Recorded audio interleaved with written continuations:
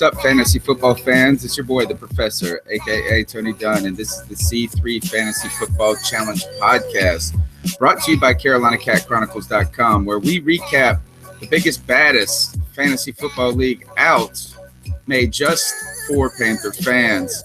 By fans, for fans, it's what we do, folks. 48 teams are involved, 4 leagues of 12.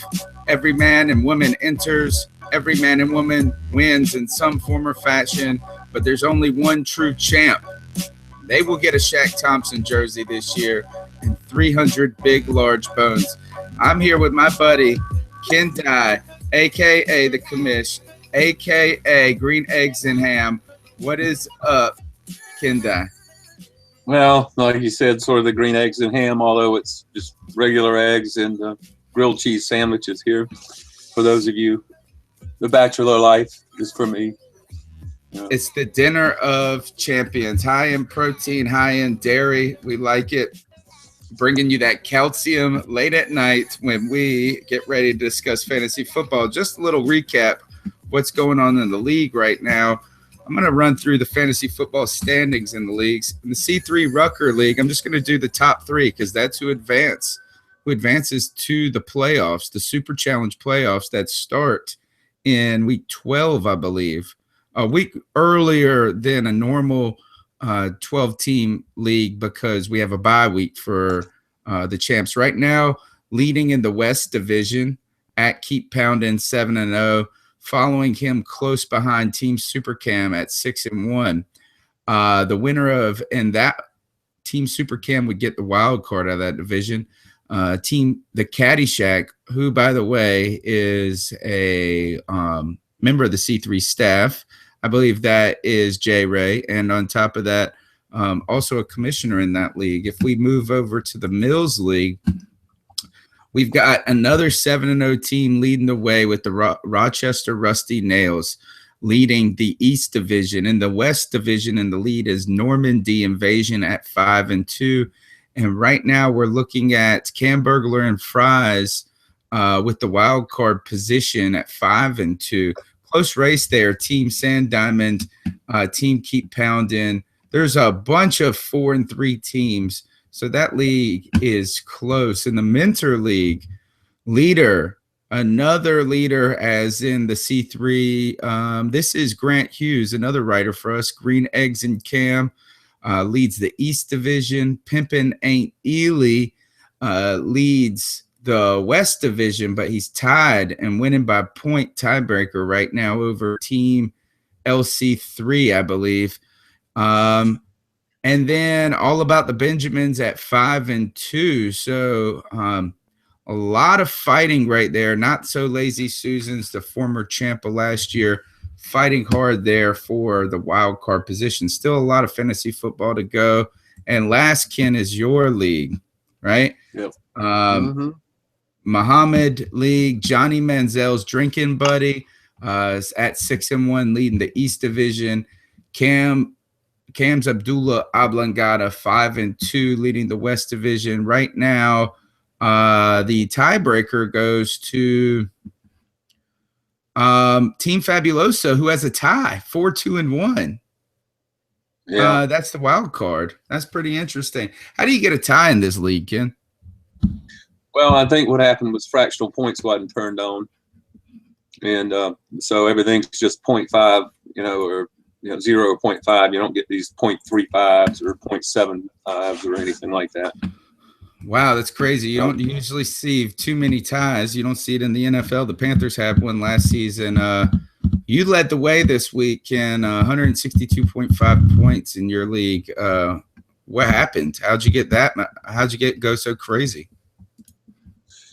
Well, it's actually a good solid strategy. I know you're not so fond of running backs, but they're the ones that get the touches and they're the ones that produce the fantasy points. I started 3 running backs, one in the running back spot and 2 flexes, and Adrian Peterson was the worst of the 3.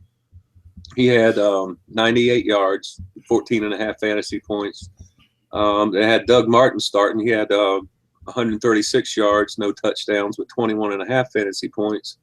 And then Chris Johnson on Monday night he had 122 yards and one touchdown, had 22 fantasy points.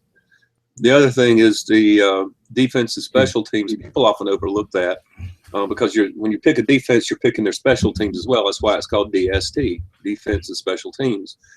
And I had the Rams. They got a touchdown, 4 fumble recoveries, and 4 sacks. Only allowed 6 points. So should we just pick whoever is playing the Browns? That would not be a bad strategy at this point. Anybody playing the Texans would work with their quarterback mess. But yeah, there's sneaky, underhanded ways to get some fantasy points, and some of the more shrewd managers will say, "Well, I'll just pick matchups and look for like I don't know some running back that's playing the Jaguars or something, that sort of thing." Right. You got a little lucky with the Chris Johnson pick, though, in that there's so many hands touching that football there. There's like 3 running backs there.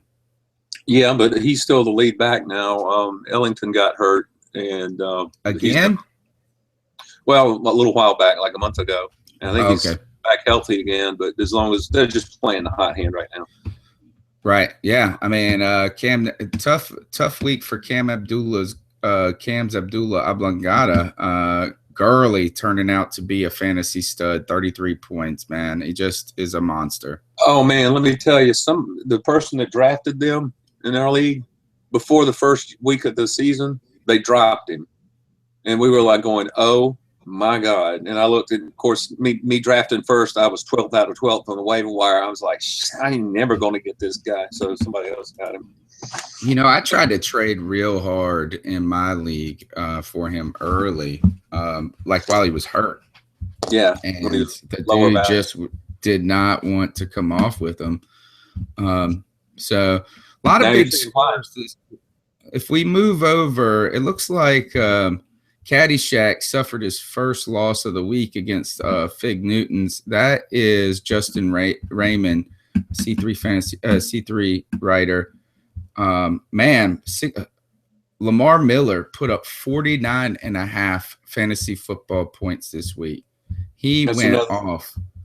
Yeah, that's another thing with what's his name, Dan, the new coach down there.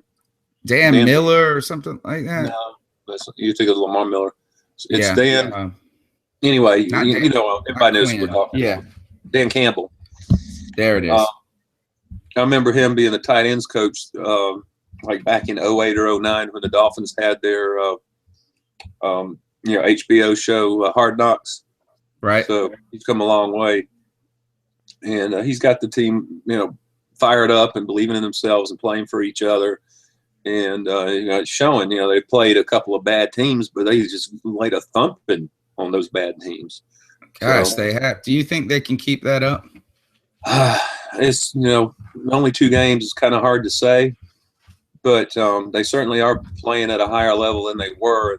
They're a very talented team. So I think they're playing, I'm not sure. I think they're playing New England on Thursday night this week. I'll have to check. But they are playing New England. Yes, it is a Thursday night game. Right now, New England is favored by 7 points.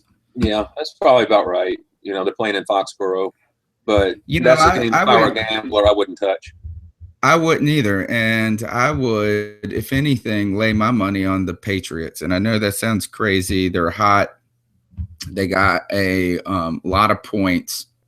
I was listening to one of my buddy's radio shows this morning, and he was talking about that it seems like Vegas is trying to tempt you into that line right there. And I believe in it. I feel like this is the Patriots coming off a tough game to the Jets.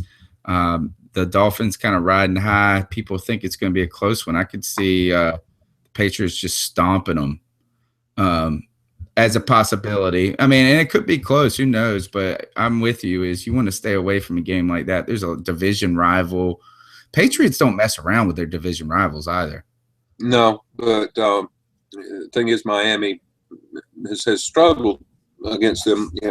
Who hasn't? But with all of this new enthusiasm and new attitude and energy and all that, It'll be interesting. Probably be the most interesting game to see how it ends up. Coming off. That's quite possible that Miami could go up there, pull an upset the way they're playing. I mean, Our buddies, the Patriots struggled beating the Colts. So. Maybe. I don't know. Is the Colts so bad? It felt like it was never in their hands at all. Yeah, but they only beat them by 7 points. So right. They kind of took their foot off of the gas at the end. Poor Steve Daner, our buddy. 1-6 right now. Loses another close one to this time he lost by 6 points to Team New England Panther fan who only scored 85.5 points. Really got nothing. Flacco 14 points. Leonard Hankerson got hurt, put up 0 points for him, and the Jets defense put up 2 points. Really tough day for him. Just didn't get any big. What it looks like in our league is you got to have a home run, just one, on your team. That 122, 24-point scorer, and that puts you over the 100 mark. If you don't have that, your guys can produce a little bit. It's hard to nick away at it. Leonard Hankerson, I hear, is out for this week's matchup. Would you, if you were dying for a flex spot, a wide receiver on a bye position, Kim, would you maybe consider giving Justin Hardy a go? It might be his first active game with the Falcons. He's been on the roster. He just hasn't been active for the first 6 weeks. Yeah, I don't know. I'd probably go with a reliable Roddy White. He's not going to put up massive numbers, but he's the grizzled veteran. He knows how to get open, and he's a possession guy, so he should see some increased targets, I would think, over someone like Justin might. So that's just my opinion. Right. I think that's wise. Especially, I'm sure there's somebody on your roster you might be able to find that's going to be a little bit more seasoned, like you said. Well, yeah, and there's other places to look on the waiver wire. There's some good people out there still. It depends on how active everybody is on the waiver wire. Stephon Diggs, for example. He cannot be out there still. No, but he's like in my league, he was just picked up 2 days ago. Holy moly, that guy has been on fire. That's crazy. How about this? Let me see. I'm trying to look at some close matchups, some blowouts in this league. Closest matchup. What's that? He's really only been on fire for 2 weeks. He came out of his bye, put up 7 catches, 129 yards, no touchdowns, 16.5 fantasy points against KC, and then against a bad defense in Detroit, he put up 20 fantasy points, 108 and 1. He's feeling it right now, though. Man, he's getting a lot of action over there. Well, they play Chicago next, so that should be their favor. Looking down the stretch, though, they play some tough defenses. They got Green Bay, Atlanta, Seattle, Arizona. So, like I said, you got to look at the matchups too. All right, let's talk about a guy that's underproduced so far this season or been a disappointment. Sophomore slump, Mike Evans had a breakout, had his game. Last year versus the Washington Redskins, he had a monster game, and this year again has another big game. Catches a touchdown pass like on the first pass of the game. He scored 29 points, and let me see what he actually did is if I can scoring breakdown. Mike Evans, where are you, Mr. Evans? He had,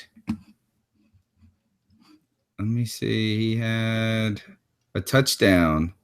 He had 2 40-yard touchdown catches. I got you bonuses. What against Washington? It's so hard to see the score. Yeah. Where is these catches at? I'm showing 164 and 1. Say it again. I'm showing 8 catches, 164 yards, and 1 TD, 29 fantasy There points. you go. Okay. He just got 2 catches over 40 yards, I think. What do you think about Mike Evans? Do you see him getting back on track now? You know, he's sick, throwing up on the sidelines. They're making fun of him in that game against the Skins. The Skins defense, pretty good. You know, secondary question marks. Do you think it's time, if you got Mike Evans sitting on your bench, just to put him back in and ride it now? I think so. I think part of it's Jameis Winston growing as a quarterback. You got really not much else that's producing. The TE tight end Austin Seferian-Jenkins looked like he was going to break out at the beginning of the season, then he got hurt. Vincent Jackson hasn't really done much. I think he had 1 good game, but he's been a disappointment, and Evans has been a disappointment. Doug Martin's really been the driving force behind that offense as Winston learns. But I think now he's starting to get some chemistry, and his timing down. That's a big turning point. So I think that you'll just see Evans's production, keep going up. I don't think you'll see him 20, 25 fantasy points a game, but you should see him, scoring double digits, I would think. Well, Lewis Murphy went down with a knee injury in that game, and he's been pretty effective as a third wide receiver. And so what you're going to get now is if Vincent Jackson just hasn't been producing, the tight end's hurt, and you're starting to get a little bit more confident or effective Jameis Winston, Mike Evans is the guy. You got to wonder, he's got to be low value right now. Maybe if you're in need, that's a guy you could target and get a decent player in a trade or something. The other thing, though, is watching Winston. He really didn't. He hasn't looked that great. He's still making a lot of really terrible decisions when it comes. He's just like careless with the football, trying to go into the ground, throwing it away, and just in places that usually, you can't do it too often in the NFL. Yeah, that's true.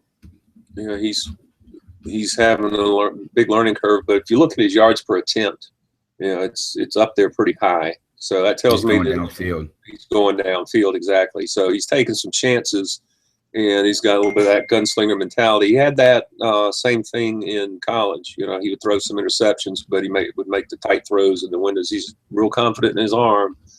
Once he gets adjusted to the speed of the game and realizes, hey, these guys can close faster than I thought, then you'll see those interceptions go down. And it's a rookie in the NFL. It's a big jump. You mentioned so we're kind of on the trade conversation. Is that, to me right now, one of the things I don't do as a fantasy owner is aggressively try to make trades mid-season. I am notorious for just trying to play the waiver wire and sitting with who I got and those types of things. So right now, what I'm interested in is how important is that as a fantasy football owner you can put a lot of value in that? Am I making mistakes by not being more aggressive with my lineup? Because if you get riddled by injury, it's hard to get out of it. Is this the time to really start considering making some more bold moves? Yeah, it is. Middle of the season, you start seeing injuries, and you start getting into second and third, on the depth chart. And then the trick is figuring out which one of those, or which few of those guys are actually going to go out on the field and produce, and which ones are just going to be lost. So it's a little bit of a crapshoot, but if you got a feeling about somebody, go for it. Is there a way that at this point you have to try to package some guys that have some name value that might be, for instance, and look for the hot hand, like you said, is that you got Chris Johnson right now. He's a hot guy. You might be able to stick with him a little bit longer. Names like Eddie Lacy come to mind. I'm trying to think of some other running backs that might be on a team, or, tight end, that Jordan Cameron right now having a tough season. maybe you do something like this. Is Stefon Diggs? You sounded a little hesitant to think that production could be long term and consistent. Do you maybe consider, hey, if you were fortunate enough to pick him up on the waiver wire and you got a little depth at wide receiver, maybe he's the guy to deal? Yeah, you can use him as flex or something. I think right now he's a wide receiver 3, borderline wide receiver 2. Again, it's just a matter of seeing consistency in production, because you don't want to be starting somebody and get 2.5 fantasy points out of them a couple of weeks. That just sucks. It kills your team. So it's just something you have to keep an eye on. See how he's trending. If he's still trending up, hang on to him. As far as Chris Johnson, if I was going to trade him right now, I'd be probably selling kind of high, I think, which would be a good time to trade him. But what I've seen also is a number of people trading guys that really aren't producing that well. They'll just like swap under producers just for the heck of it, just for something new. Maybe one of them will get lucky. Right. That sort of thing. Speaking of underproducing and all of that, is my fantasy football team this year is 1-6. I just won my first game this past week. Part of my problem is that my quarterback's been down, and not that was that big of an issue, because actually this was in a different league. Ben Roethlisberger is set to come back for the Pittsburgh Steelers, I believe, this week. What do you expect this to? I'm hearing week 8. So week 8. I don't know. Yeah. So that would be this week, but they're still not real sure. So okay. What do you think that does for fantasy for the Pittsburgh Steelers? Do we all of a sudden find that Antonio Brown, Martavis Bryant, everybody comes to life on that team? Oh yeah, I think Martavis Bryant's done about as well as anybody, through this past month. As far as sustaining production, it was touchdowns. But yeah, you saw it once Big Ben went down. Antonio Brown's production really suffered. So, and they've got a really good hookup, type thing going with their chemistry. So I think you'll see Antonio Brown producing more. It'll be back to more like the beginning of the season. Because Big Ben's he's a special guy. Okay, a couple of things is another big injury this week with Arian Foster, who just seemed to be breaking out. This 2 weeks over 100 yards rushing, I believe. He put up 2 weeks of consistent points. Looked like he tore his Achilles from what I saw on a non-contact play. Alfred Blue, all of a sudden back to Alfred Blue. They've also just cut one of their quarterbacks in Mallet. Mm-hmm. How bad the Texans are bad right now. Is he a guy would you give him a go if you were in desperate need just because he gets touches? Yeah. But they've also got some depth behind him. I think there's a guy. Let's see if I can look it up real quick. But there's a guy behind him that they're kind of high on too. So, but when Blue's been in there, he's done okay. It's just the fact that the whole team is in such disarray. To have a defensive line with the talent they have and then being like 31st or whatever it is in the NFL in defense is just inexcusable. Okay, so let's run through these guys. Starter sit right now. Alfred Blue, starter sit. Start. Okay. How about Darren McFadden, start or sit? Big week, but lots of backs around there. Let's see. Who are they playing? This week they play somebody. Who is it? Is it the – no, it's not the Giant. No, the Giants, Cowboys, I think, is the week or the Redskins, Cowboys is the week that we play Green Bay. They're thinking about flexing our game that day. The Sunday night. I can pull up the Yeah, when you need it, it's not showing the schedule. There it goes. It's showing last week's schedule. It's showing this past week's games.